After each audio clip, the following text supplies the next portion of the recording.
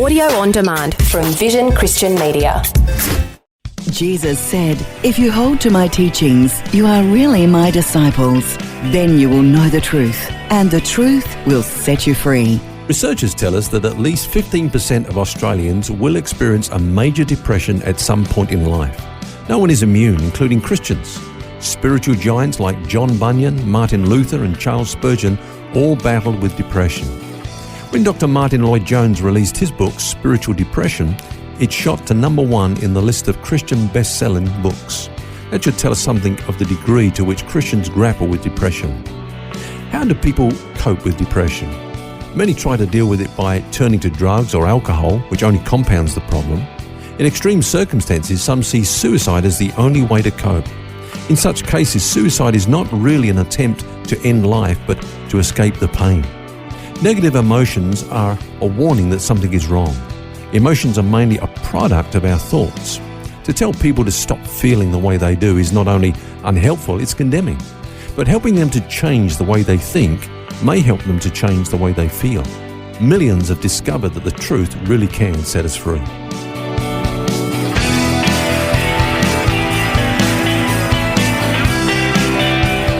This is Set Free with Ken Legg. And welcome to the program. Phil here along with author and pastor Ken Legg. And our subject this week is a sound mind. And Ken, as you said, depression is a pretty big subject. A lot of people battle with it every day.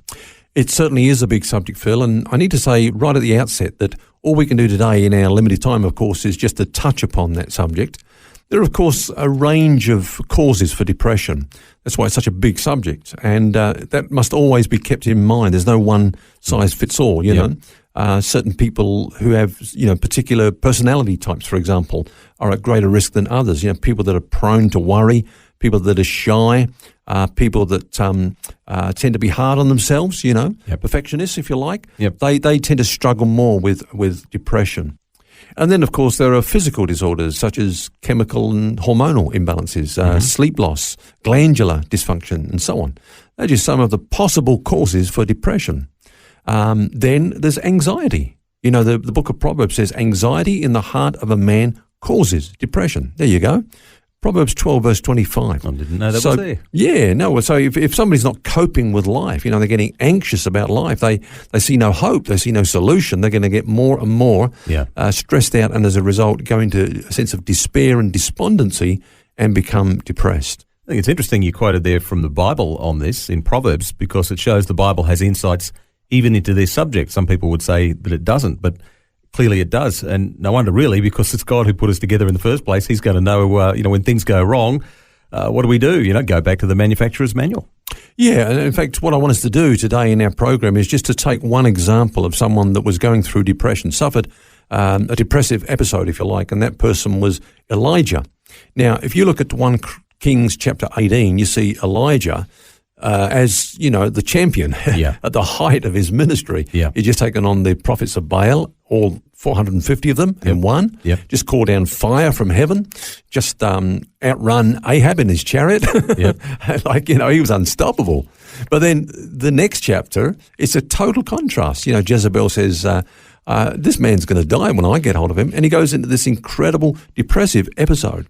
And what that shows us is, James says, Elijah was a man with a nature like ours. We sometimes put these people on a pedestal and think that they're different to us, not even human, but he went through what we go through. Now, let's have a look at the kind of things that really tended towards making him depressed. The first thing is that he was very much a person who lived in isolation. You don't see him hanging out with a lot of people. In fact, when that happened, he took off and he left his servant behind. I mean, the very few times that we see him with a servant or with, an assistant, then he clears off and leaves him back in some place called Beersheba and just takes off on his own. Second thing is that, he took on God's burden in almost a personal way. We have to be careful of that. For example, people do get depressed at times about the state of the church, and they can internalize that in such a way that it becomes their problem. We take these burdens on behalf of God, but only God is able to really handle the full weight of those things. I think another thing with Elijah is the incredible swing. He had this public success, and that always makes us vulnerable, Phil, I feel. he was catapulted into the spotlight. He said, until I say so, there's not going to be any rain. So 3.5 years, because there's one man said so, there was a drought, and everybody knows it's because of Elijah. This man's got power with God, but this can be a dangerous time. There he is up on there on Mount Carmel. He takes on all the prophets of Baal. He calls down fire from heaven. This guy is becoming a superstar, and more, the focus of all the people is upon him. Then, as I say, when he opens up heaven, the rains begin to fall. He takes off, and Ahab takes off. He outruns King Ahab, who's in his chariot. Yeah, so pretty amazing. Yeah, this guy's probably thinking, what can't I do, And he's getting sort of a little bit carried away with this success. But then, of course, comes this anticlimax, and that's where things go wrong, when, nothing seems to have changed, because Jezebel says, well, we're not turning back to God. In fact, we're coming after Elijah and we'll kill him. So then he gets perplexed. He thinks this is how it's all going to pan out. It doesn't work out the way he thought. So he takes off and he says these words, Phil. He says, it's enough. Now, who hasn't said, I've had enough? Enough is enough, I alone am left. There's nobody else that's standing up for God. I've done my best. No, it hasn't worked, so Lord, take my life. There's no point in going on. But that certainly wasn't the case, though, was it? There were 7,000, was it? Yeah, well, that's right. And he had a lot to learn. An interesting thing there, I think, is if those 7,000 had been around him and encouraging him or visible to him, that's a whole other thing, Yeah. Maybe he wouldn't have gone down that path. What can you do, though, for someone, if you know someone who's that low? He was pretty low at that point, perhaps even suicidal, looking at the prayer that he prayed. Yeah. What did God do? Well, let's look at what God did. I mean, he ran out of gas, but he didn't run out of grace. Thank God for that, In fact, grace is magnified. I mean, you think about Elijah's ministry. When he was obedient in a time of famine, God sent ravens to feed him, okay? Little tidbits on a daily basis, little bits of meat and so on, and, he's sustained. When he's disobedient, God sends angels to feed him, angel cake. So that's the grace of God. He pours out his blessing on people that are running away.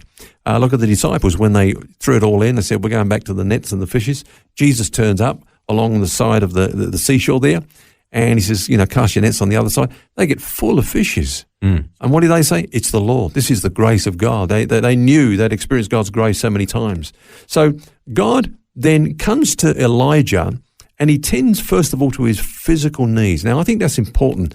This guy is exhausted. He's burnt out. He's run and run. He can't run anymore. He's tired. He's weary. He's hungry. And so the first thing that he needs is sleep to rest his jaded nerves and a good meal. So God lets him sleep, and then when he awakes, he feeds him. Interesting, when Jesus caught up with the disciples, when there was that big catch of fish, then they all come aside onto shore, onto land, and the first thing that Jesus said to Peter is, have you had breakfast yet? I think that's important, because we are a psychosomatic whole, and what's happening physically is also going to affect us in our soul. Of course, the next thing that he tended to was his spiritual needs, and that order is important, isn't it? The physical first and then the spiritual. That's right. Now, he got into this depressed state because he was thinking wrong, and so God had to correct some things in his life. As you said earlier on, he thought he was the only one standing up for God, but God said to him, well, actually, no, there's 7,000 others that haven't bowed the knee to Baal. You're not the only one. It's not all upon you, Another thing he says, hey, they seek my life to take it. Now, here's an interesting thing, Phil. To this day, Elijah has not died. True, yes. He just was taken miraculously. He's never gone through death. Yes. And so he just assumed, well, I'm going to die. Well, no, you're not. And then here's another thing that God revealed to him. First of all, he sent the earthquake, the fire, the wind. But God wasn't in any of those things. He was in the still, small voice. Elijah made that mistake of thinking God is going to be in the sensational. I've called down fire from heaven. This is what's going to do it. God says, no, it's not. Actually, I work silently and secretly and in small ways. That's how I do my work. So he had a lot of retraining of his thinking to do.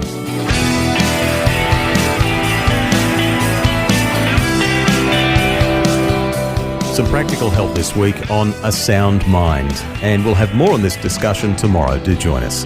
Until then, remember, you don't have to carry that baggage. God wants you to be set free. Find articles and more set-free podcasts in the free Vision Christian Media app or at vision.org.au. Thanks for taking time to listen to this audio on demand from Vision Christian Media. To find out more about us, go to vision.org.au.